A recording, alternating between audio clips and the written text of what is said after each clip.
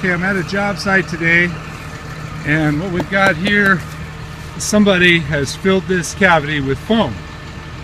And there's also another cavity up here that has foam in it, and there's an active plant growing in there, privet growing out of the cavity. So the client had the city arborist come out and look at this, and the city arborist said, oh, just leave it. The two other arborists said, leave it. But I'm going to contest that and say, let's take it out of there. Because the foam does nothing. It does not prevent water from seeping in. It does not stop decay. All it does is mask any problems. And as I just started breaking this off, thousands of ants started coming out of here. So if we're going to trim this tree, I'd like to deal with those ants now before they come out and attack us.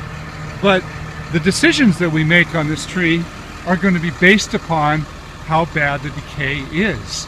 Now, a lot of people say, oh, the foam is good because it keeps water out. Well, clearly there's a plant growing in here and it doesn't keep water out.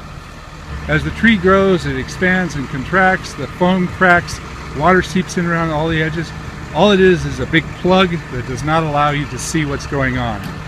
And frankly, in this main crotch right here, if there's more decay in here, let's say that this is connected with this down here, then the decisions that we make on weight reduction are going to be dependent upon what we find. So my recommendation is let's get that foam out of there and see what we're dealing with. All right, we broke off the main piece right here, and there are millions of ants inside this cavity. I don't know if you've ever been in a tree that's got ants in it, but it's a real nuisance. That's way worse than I imagined. And as you can see, putting the foam on there just kept it moist in here, which has actually exacerbated the amount of decay. If you allow these cavities to dry out, then the decay slows down. A cavity is bad either way, but you can certainly make it worse by sealing it up.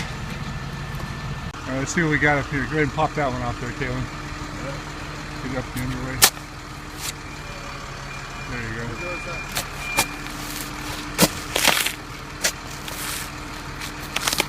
Oh yeah, we got... Oh, these are the larger ants. Yeah, let's pop it out of there. Be sure you spray it.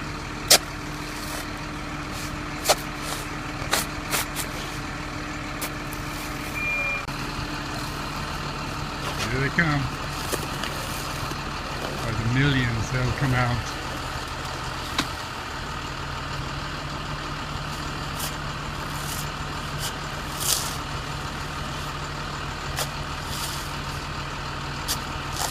Be real careful not to damage the bark. Alright, we've got that central cavity all cleaned out, and there's probably a void down here. I can see some foam down there. It's kind of difficult. We're going to have to get in there with smaller tools and keep picking at it so that we can see if it actually does open up. I'm guessing that this tree may be hollow, but I tell you, the use of that foam, they just poured it in here and it made this big ugly mass that completely filled this whole area here. And I can understand the logic behind it. People are saying, well, if you put that in there, then it won't fill up with leaves, it won't fill up with water, it won't fill up with da-da-da-da-da-da.